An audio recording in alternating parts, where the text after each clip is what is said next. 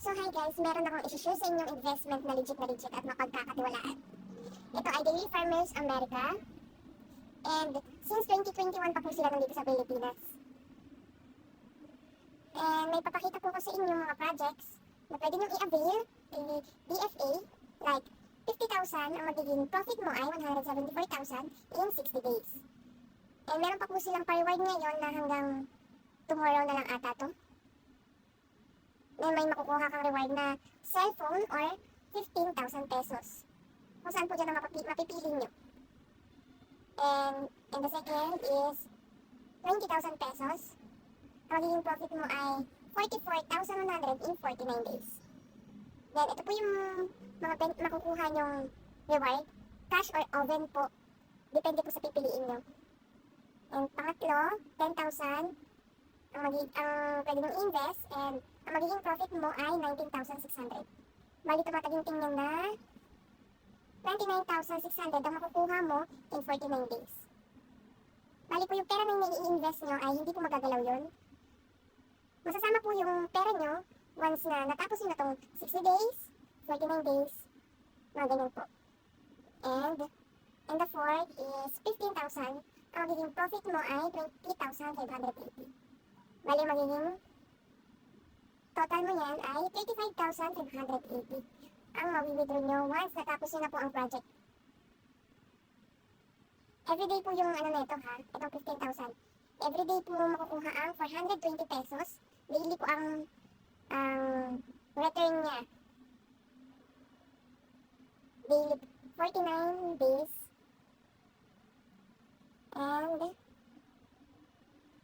ito ang once na nag-sign up po kayo dito sa Daily Farmers America, need nyo po muna mag-invest kahit 300 muna. Dalawang beses nyo lang bali isang beses nyo lang po pala isang beses ba? Bali isang beses nyo lang po ito magagamit ang 300 pesos. Ang magiging profit mo ay 8 pesos, bali magiging 308 lahat. One day lang po yan. Then 800 pesos in 4 days.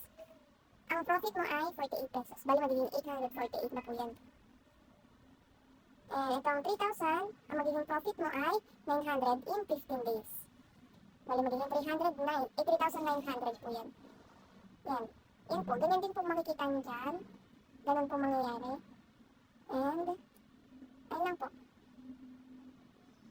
Bali ito lang po yung mga activity namin ngayon. 15,000. Ang magiging cashback mo, 5,000 and 2,000.